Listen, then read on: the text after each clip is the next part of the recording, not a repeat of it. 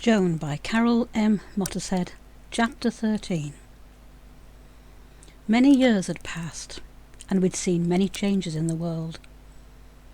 A man of science known as Galileo, an astronomer, mathematician and scholar, had created a telescope strong enough to see as far away as Neptune, something John Dee would have loved if he were alive. England too had seen some changes. The death of Queen Elizabeth meant that her successor, her nephew, James VI of Scotland, became James I of England. He was not a popular king by all reckonings, ruffled quite a few feathers, both with his parliament and amongst religious factions. In fact, it was some religious fanatics who attempted to kill him in 1605, blamed the conspiracy on someone called Guy Fawkes. Apparently, after suffering the most cruel of tortures and being condemned to death, he threw himself from the steps of the scaffold and broke his neck, rather than be hung, drawn and quartered. The executioners still finished him off, for even though he was dead, they still cut and drew out his innards and flung them to the four corners of the kingdom as a deterrent to the future would-be traitors. Horrific stuff. France was not without its own challenges too. King Henry IV of France, nicknamed Good King Henry, loved by all his people, was assassinated by religious zealots, leaving his 9-year-old son to be king, bless him. His mother was made his regent, but was found wanting after making some bad political alliances and mishandling the king's finances. As soon as her son reached 17 years of age, he was forced to take up his post as monarch and banish his own mother from his court. I felt our troop were quite lucky by comparison, for with all these shenanigans as fodder, our troop was as popular as it had ever been. Part of our popularity was that we kept our material fresh. It was up to date, fun, and by the time our witty playwrights had finished with it, the news was entertaining, even the regular occurring scary stuff like wars. One day, as young John, now fully grown, was packing away some gear, he came upon a familiar face. A man named Scaramouche and his little dog called Toby. I remember their arrival with such clarity. Scaramouche had worked with our John when he was with William Shakespeare. John was over the moon to see his old friend again, and introduced him to Pulcinella as Scaramouche the actor and his little dog. "Is this really the same dog you had all those years ago?" asked John, surprise in his voice. "I'm afraid not, but this is his son, Toby too, I call him," joked Scaramouche. Scaramouche was such refreshingly good company. I particularly enjoyed the tricks he made his dog show us. He was very entertaining. As unusual as it seems, Scaramouche had a sense of humour that seemed to resonate with Pulcinella, so when it came time to dine, it was only natural that John asked if Scaramouche could stay and dine with us. "You're most welcome," offered Pulcinella. It wasn't often that Pulcinella took to strangers so well, but he was beginning to like this friend of John's. As the evening progressed, Scaramouche told us about William Shakespeare dying on the very day of his birth, 52 years to the day. At least he had his friends and family around him, he told us. We hadn't known Shakespeare for long, but he was a good man at heart, cheeky, daring and womanizing scoundrel, but good at heart. It was all very sad. We toasted a drink in his memory, and John and Scaramouche talked about him a bit more, and it was time for bed. It was then that we discovered Scaramouche had nowhere to go. It said he should have been out looking for work and lodgings, but it had been so good to see John again. "Let him stay," said John. "It's not like he has any family to turn to. Please won't you let him stay the night?" repeated John. "Couldn't he work for you, Father?" asked Nicholas. "He's a good comedic actor," said John. And you did say you needed fresh blood, said Nicholas, trying to help young John keep his friend close. Well, you do need a new bottler, suggested I. Our last one had been caught with his hand in the jar. He'd let go of the fly, reminded Nicholas. Well, it looks like I'm being outnumbered by everyone here, laughed Pulcinella, as we all ganged up against him. And with all the tricks Toby can do, he would be a fun addition to the shows, said John, keen to point out any and all good reasons to keep his friend nearby. Okay, you win, laughed Pulcinella. Scaramouche, my dear friend, smiling at our guest, would you care to stay with my family and myself? He laughed. Indeed I would, kind sir. Indeed I would, Scaramouche nodded, looking round the room at all the smiling faces, graciously mouthing thank you to each and every one of us. Then we will take our leave and bid you good night. John, Nicholas, help your mother fetch some bedding for our guest. It's been a long day, and tomorrow is going to be even longer, as we have an early start if we are to reach our next town before lunchtime. I take my leave and say good night. Scaramouche and Pulcinella became the best of friends. He had been so used to the strictness imposed on Shakespeare's plays that he was pleasantly surprised at the improvised works of our own players. Although he started out as our bottler, collecting monies from the crowds, he soon introduced his own skills for comedic timing by adding his own improvisations into our shows. He'd heckle Pulcinella or any of the other actors if an opportunity arose. The crowds loved it. John had said he was good when we first met, but he was turning out to be a popular character in our shows.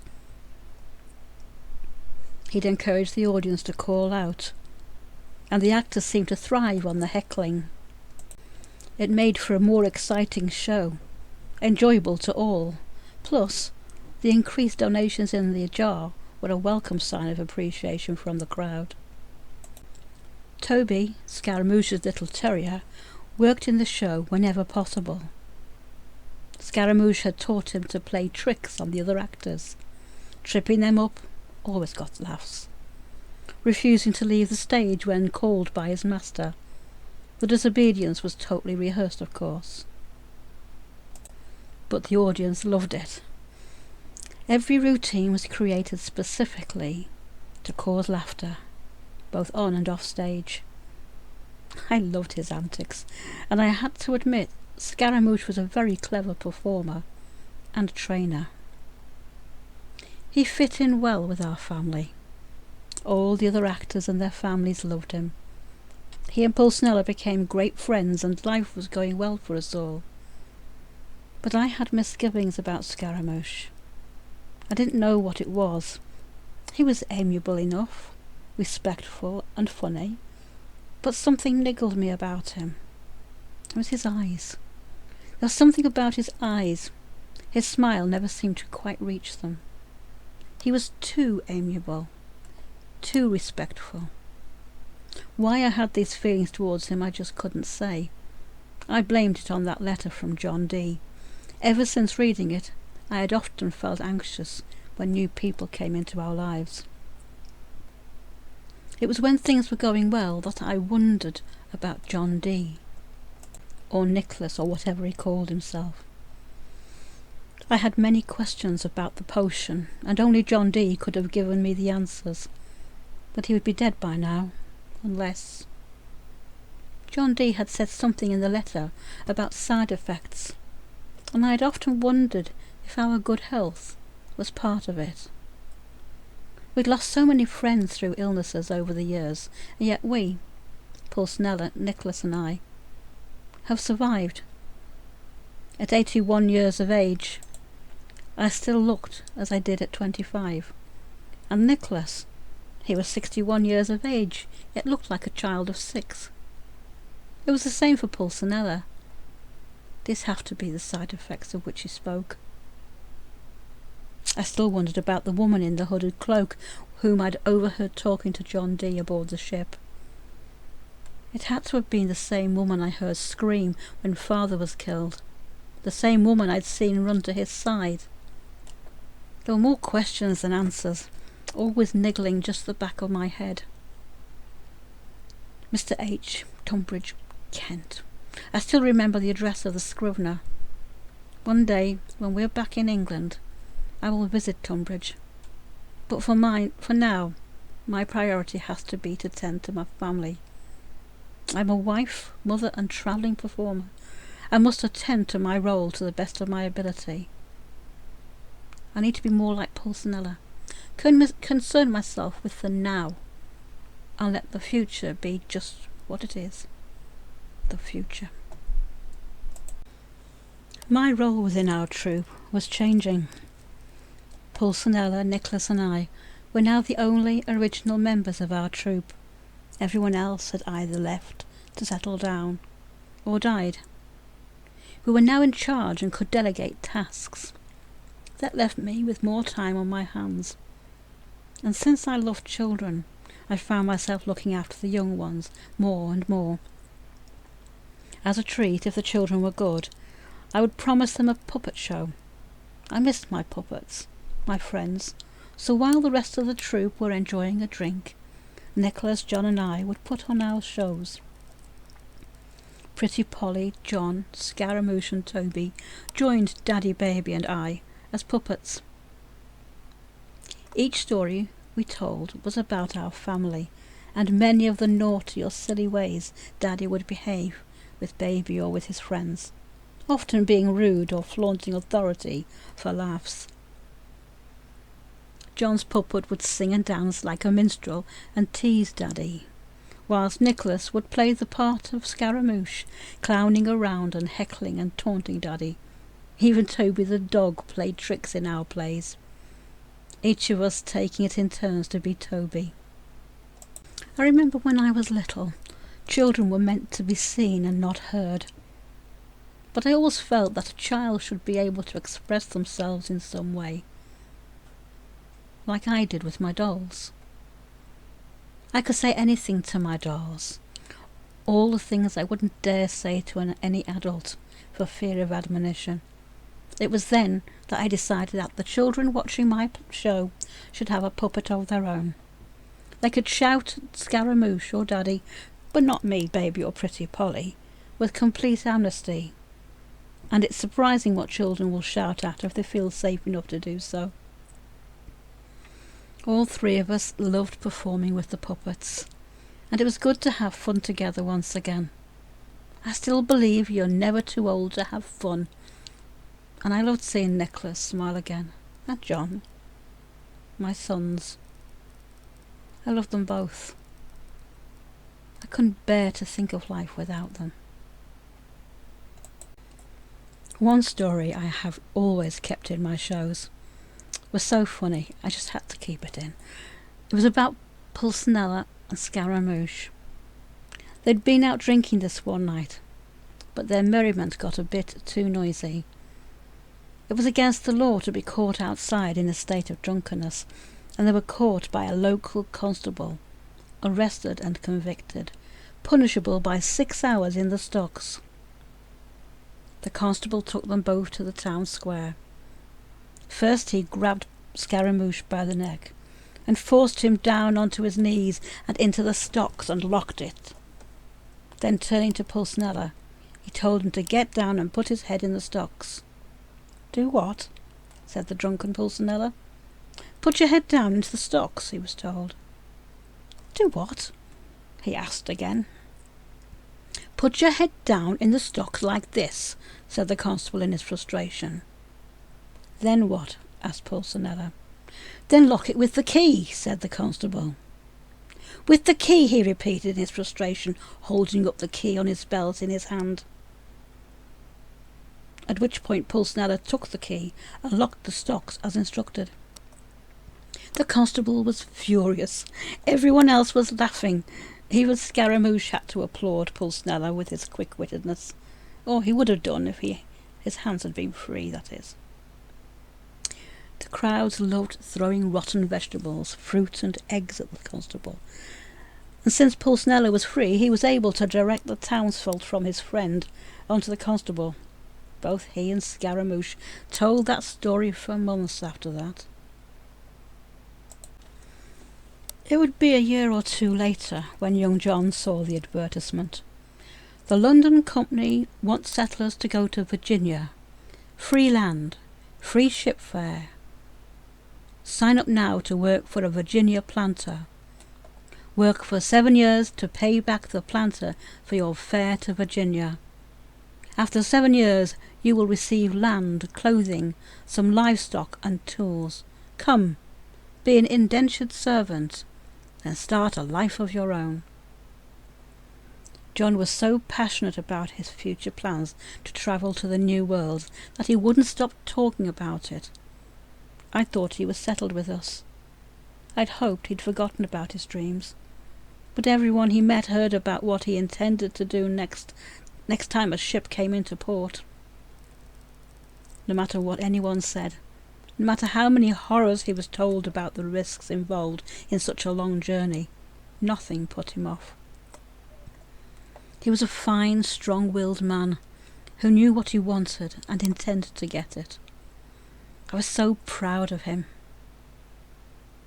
He'd been a member of our family for so long it was going to be hard to see him go, but see him off to follow his dream was exactly what we had to do. The docks were crowded with all manner of people in search of their promised land.